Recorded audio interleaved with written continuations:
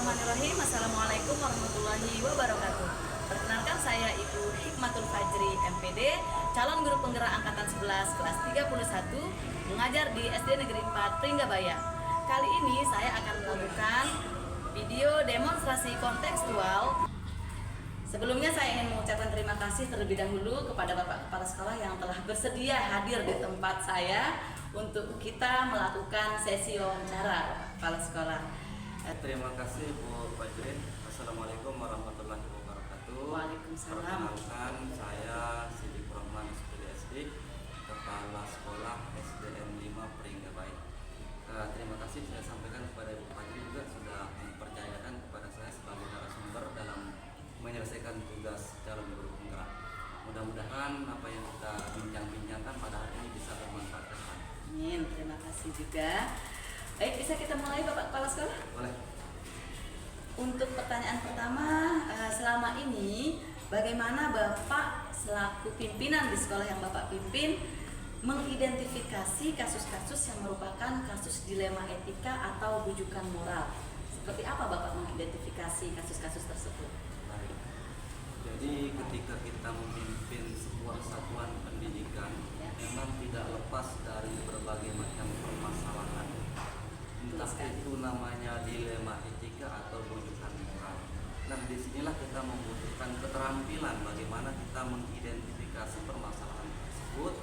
Kalau saya, yang pertama saya kenali dulu nilai-nilai yang bertentangan dalam kasus tersebut seperti apa.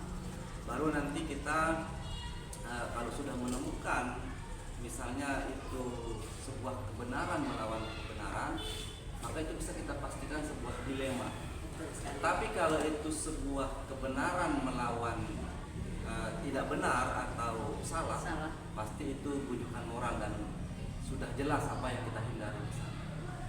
Terus sekali, berarti di sini ada identifikasi nilai-nilai mana yang bertentangan dulu ya, kita identifikasi. Baik, ke pertanyaan kedua Bapak, selama ini bagaimana Bapak menjalankan pengambilan keputusan di sekolah yang Bapak pimpin, terutama untuk kasus-kasus di mana misalnya ada dua kasus yang sama-sama benar atau sama-sama mengandung nilai kebajikan, seperti itu. Bagaimana pengambilan keputusannya? Pengalaman saya karena memang menjadi kepala sekolah kurang dari 2 tahun, ya 1,5 tahun lebih. Jadi memang perlu kita berkolaborasi dengan rekan-rekan yang senior di sana untuk mengambil keputusan. Tentunya kita selaku pimpinan meminta pendapat dan saran dari rekan sejawat tersebut. Nah, nanti dari keputusan yang kita akan ambil itu semestinya ya itu berpihak kepada murid di sana. Itu yang terpenting di sana. Kemudian harus bisa kita pertanggungjawabkan di kemudian. Itu mungkin Bu Fajri. Iya, betul sekali Bapak. Intinya berarti di sini muaranya pada bagaimana keberpihakan kepada murid ya, di setiap kasus yang kita selesaikan. Baik, kita sampai ke pertanyaan yang ketiga. Langkah-langkah atau prosedur apa yang selama ini yang biasa Bapak lakukan dalam penyelesaian kasus-kasus dilema etika tersebut? Ya, seperti yang saya sampaikan di awal tadi, maka pertama-tama kita harus mengenali dulu nilai-nilai yang bertentangan di sana, baru kita bisa menentukan apakah itu dilema atau bujukan moral. Dengan kita mengetahui itu, maka kita akan lebih gampang untuk menentukan solusi atau mengambil keputusan di sana. Baru nanti kita harus identifikasi siapa saja yang terlibat dalam kasus tersebut. Harus kita tahu betul siapa saja orangnya dan mengumpulkan fakta-fakta yang relevan terkait dengan kasus itu, yang mana nanti menjadi bahan pertimbangan kita untuk mengambil keputusan. Setelah itu nanti ada pengujiannya lagi, ada uji legal, ada uji regulasi, ada uji intuisi, ada uji publikasi dan uji panutan. Ketika kita menguji sebuah kasus atau keputusan yang kita ambil dari uji yang tadi itu, ada satu uji yang bertentangan, maka sudah dipastikan itu adalah bujukan moral. Tinggal kita mengambil yang benarnya kalau di bujukan moral.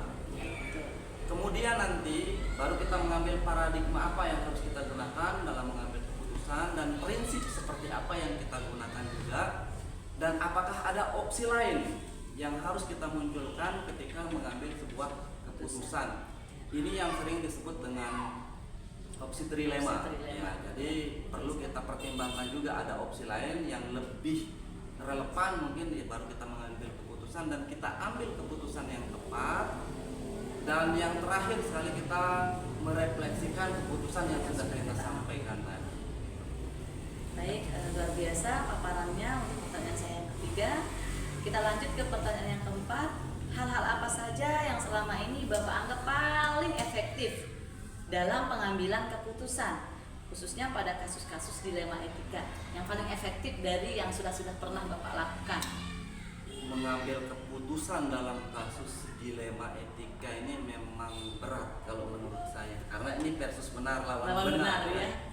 Ketika kita mengambil satu keputusan akan membuat orang yang di pihak lain merasa dirugikan. Mengambil keputusan yang tidak tepat maka akan berimbas juga ke masa depan. Nah, ini memang sangat berat. Jadi saya selalu mengedepankan kolaborasi, berkolaborasi dengan rekan sejawat, dengan rekan yang bisa kita percaya, mintai pendapat dan saran di sana. Itu mungkin yang saya anggap paling efektif ya.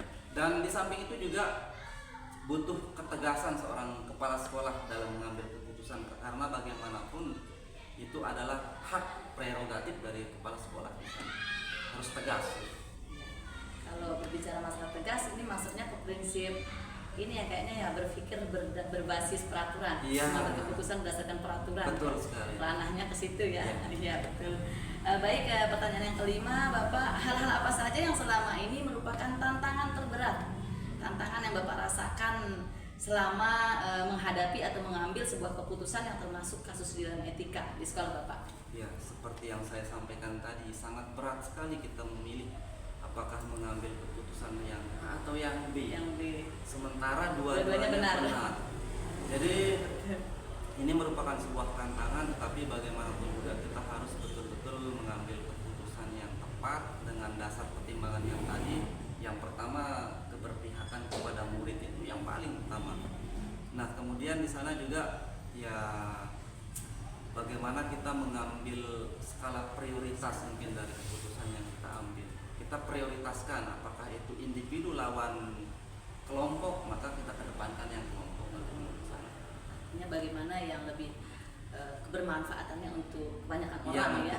Apakah Bapak selama ini memiliki jadwal tertentu dalam sebuah penyelesaian kasus dilema etika, ataukah ketika menemukan suatu kasus maka hari itu juga Bapak selesaikan secara langsung di tempat? Nah, seperti itu. Iya, dalam menyelesaikan sebuah keputusan tentunya kita butuh suasana yang tenang, nyaman, supaya nanti kita mengambil keputusan itu keputusannya tepat. Tetapi tergantung lagi bagaimana urgensi dari kasus yang akan kita selesaikan di sana. Ya, kalau memang itu kasus yang membutuhkan penanganan cepat, ya harus kita cepat juga untuk mengambil keputusannya.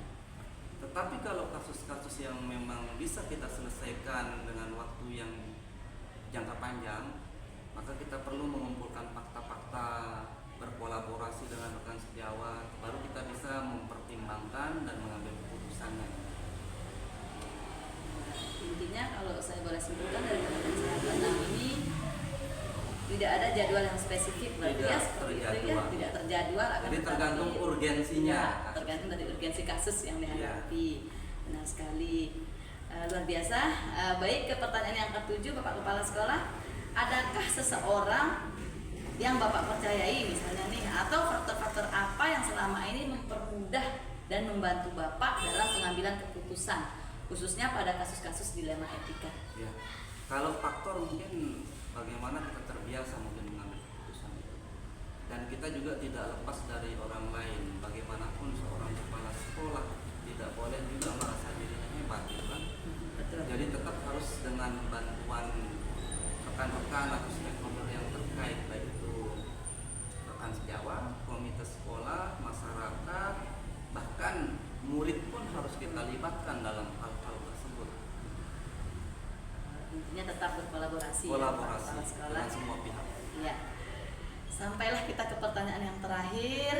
Dari semua hal yang telah Bapak paparkan tadi, kira-kira pembelajaran apa yang dapat Bapak petik dari pengalaman Bapak selama ini sebagai seorang pengambil keputusan atau kebijakan, sebagai seorang pimpinan sekolah dalam mengambil keputusan terkait kasus dilema etika ini. Iya. Mungkin pelajaran yang bisa petik dari pengalaman-pengalaman yang sudah kita lakukan dalam hal pengambilan keputusan, terutama yang dilema ya. Iya. Kalau yang rujukan moral kan sudah, kalau memang itu yang benar ya kita ikuti yang benar itu kan. Tetapi ketika kita menemukan kasus dilema etika ini memang sangat sulit sekali, sehingga banyak pelajaran yang kita petik bagaimana kita mengambil keputusan yang lebih menguntungkan banyak orang daripada hanya segelintir orang. Itu yang terpenting pelajarannya, dan mengutamakan keberpihakan kepada murid, itu pelajaran kita. Karena bagaimanapun di satuan pendidikan yang menjadi sentral kita di sana, indikator keberhasilan kita tentunya di peserta didik kita. Itu pelajaran yang bisa kita ambil. Kemudian yang kedua, dalam mengambil keputusan supaya keputusan yang kita ambil itu tidak salah, maka butuh saran juga, butuh kolaborasi juga dari rekan-rekan atau stakeholder yang terkait. Mungkin itu pelajarannya. Ya, luar biasa atas atensi Bapak memberikan saya jawaban-jawaban dari pertanyaan-pertanyaan yang telah saya paparkan tadi. Terima kasih. Kalau boleh saya simpulkan dari hasil wawancara kita kali ini, banyak juga pelajaran yang saya dapatkan dari Bapak, terutama bagaimana Bapak mengidentifikasi kasus-kasus yang termasuk dilema etika yang tadi, sehingga tidak rancu mana yang termasuk dilema etika ataupun bujukan moral.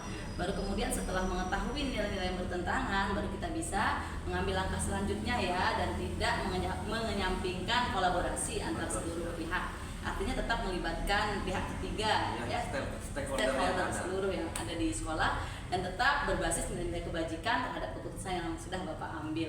Luar biasa, terima kasih atas kesempatannya Bapak Kepala Sekolah sudah bersedia saya wawancarai. Terima kasih. Baik, terima kasih. Assalamualaikum warahmatullahi wabarakatuh. Terima kasih Bapak, bisa kita mulai Bapak? Silakan.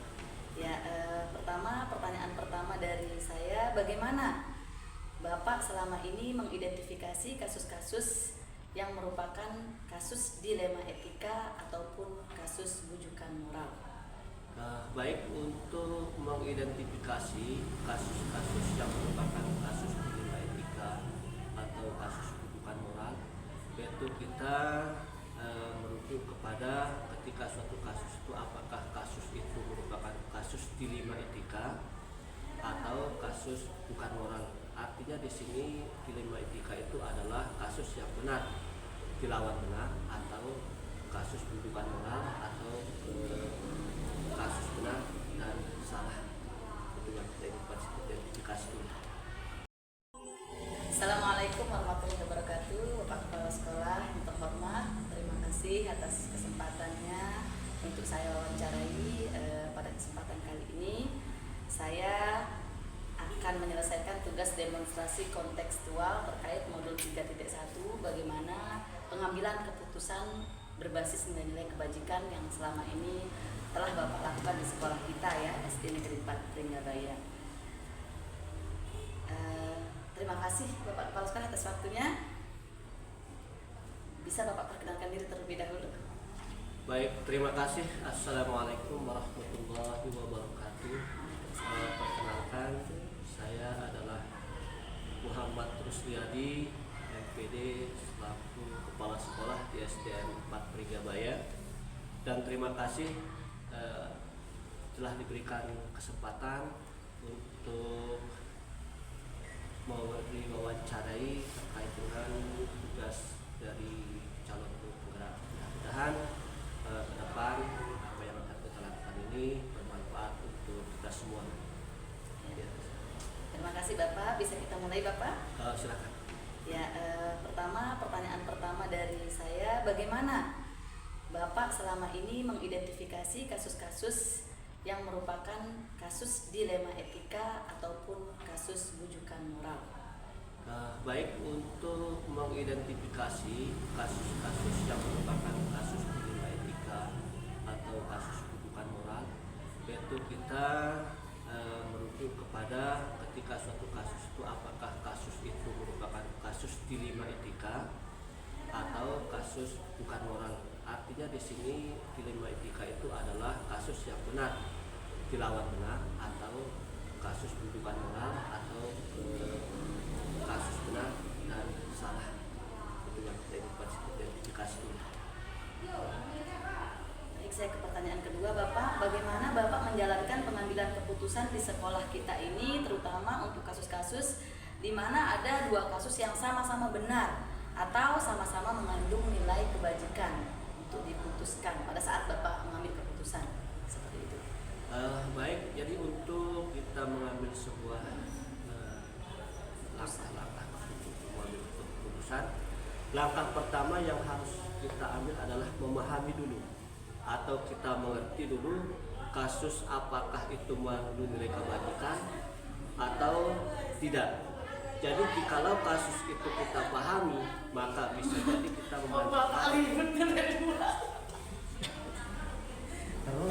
sama suara Baik Bapak, saya lanjutkan ke pertanyaan kedua ya. Bagaimana Bapak selama ini menjalankan pengambilan keputusan di sekolah kita ini, terutama untuk kasus-kasus yang mana ada dua kasus yang sama-sama benar atau sama-sama mengandung nilai kebajikan? Baik, langkah yang harus dilakukan ketika ada kasus-kasus di mana ada dua kasus yang sama-sama benar atau sama-sama mengandung nilai kebajikan, yaitu langkah pertama adalah memahami dulu. Kasus kita pahami, maka bisa kita membandingkan dampak dari besar kecilnya dari suatu kegiatan yang ditimbulkan oleh kegiatan tersebut. Nah, bisa juga nilai manfaatnya, baik itu manfaat pada jangka pendek ataupun jangka panjang.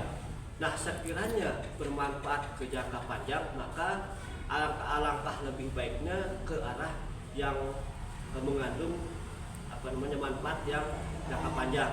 Nah, maka saya akan mempertimbangkan yang jangka panjang sehingga nanti efeknya lebih panjang. Terima kasih. Bapak ya. Baik, langkah-langkah atau prosedur apa yang biasanya Bapak lakukan selama ini?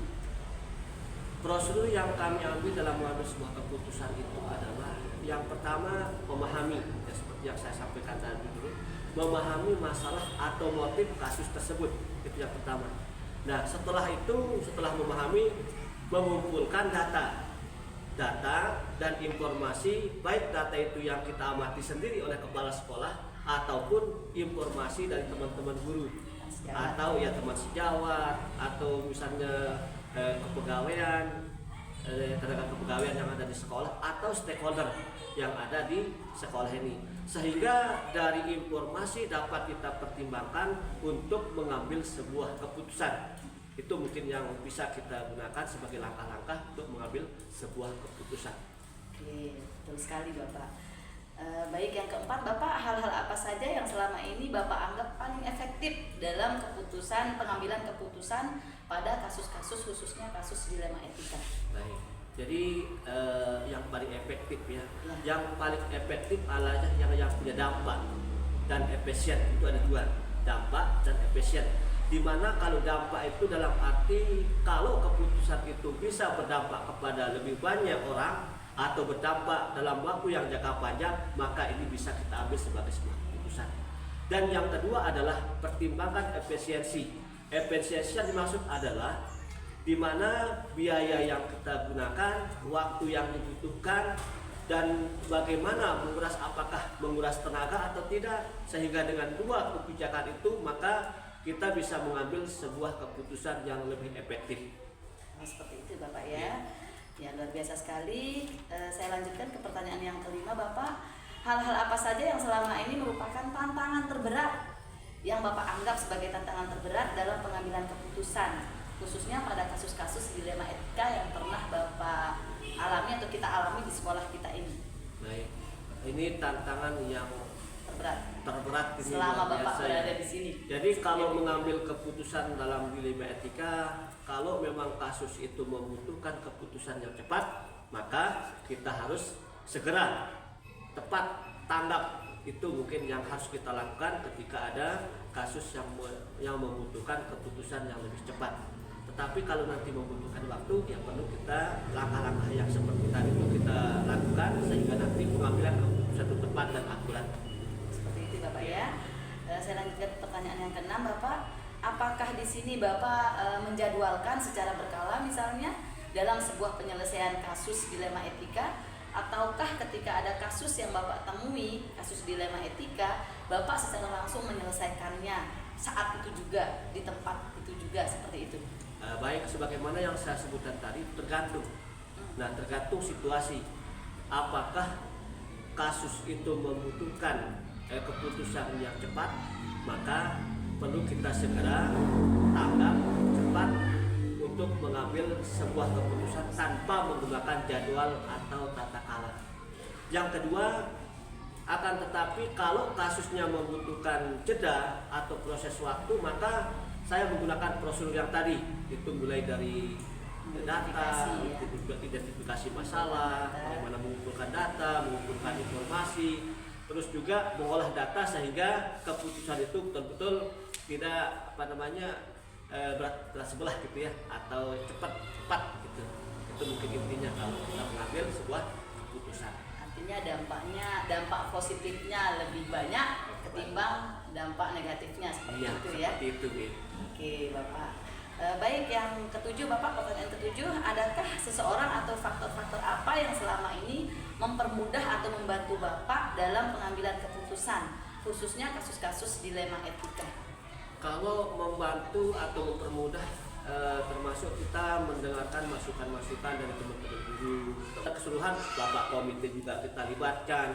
Nah, sehingga terkait dengan kasus itu, ya sering yang kita temui seperti itu kan, juga wali murid ataupun siswa juga yang merupakan sumber informasi, bahkan yang terlibat langsung, sehingga dengan demikian itu menjadi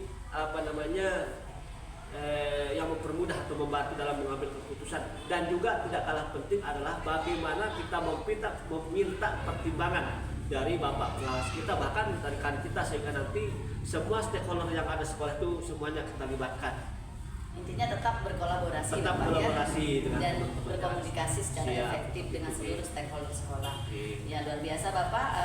Akhirnya sampai kita kepada pertanyaan terakhir, Bapak. Pertanyaan terakhir saya, dari semua hal yang telah Bapak paparkan tadi, pembelajaran apa yang dapat Bapak petik kira-kira dari pengalaman-pengalaman Bapak di sekolah kita ini dalam hal pengambilan keputusan, khususnya kasus yang terkait dilema etika? Baik, jadi dalam mengambil sebuah keputusan itu ya harus kita atau menggunakan logika. Itu yang harus kita pertimbangkan, objektif, dan berusaha untuk bersifat tenang, karena keputusan ini tidak boleh dilakukan terburu-buru, jernih, tidak boleh gegabah, sehingga harapan kita keputusan itu dapat diambil yang terbaik. Ini harapan kita. Nah, sehingga kedepannya harus kita selalu hati-hati dalam mengambil sebuah keputusan. Jadi harus berpikir jernih, tenang, ya, melibatkan stakeholder yang ada di sekolah. Itu mungkin menjadi pembelajaran pengalaman kita di sekolah itu untuk mengambil sebuah keputusan. Betul sekali. Jadi terima kasih Bapak atas kesempatannya yang telah bersedia saya wawancarai. Tadi sudah ada 8 pertanyaan yang sudah Bapak jawab dalam sesi wawancara kita kali ini.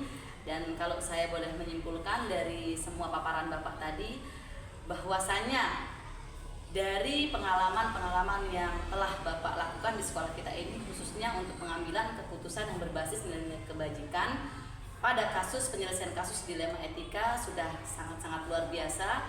Terutama bagaimana Bapak mengajak kami di sini berkolaborasi, berkomunikasi secara efektif, sehingga nantinya keputusan yang telah Bapak ambil tersebut dampak positifnya lebih banyak, khususnya berdampak kepada murid secara holistik atau menyeluruh, dan juga menimbulkan atau meminimalisir dampak negatif atau kontra dari keputusan yang sudah Bapak ambil tersebut.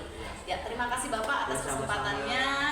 Semoga apa yang telah Bapak lakukan di sekolah kita ini akan membuahkan hasil yang kedepannya dapat memajukan sekolah kita bersama. Terima kasih Bapak ya, sekali lagi. Assalamualaikum warahmatullahi wabarakatuh. Waalaikumsalam. Demikianlah tadi wawancara saya bersama bapak-bapak kepala sekolah yang sangat-sangat hebat dan luar biasa sekali. Terima kasih kepada Bapak Kepala Sekolah atas kesempatan dan atensinya yang telah bersedia berbagi bersama saya di sini. Sekian dari saya, Hikmatul Fajri. Assalamualaikum warahmatullahi wabarakatuh. Guru penggerak, Tergerak, bergerak, menggerakkan.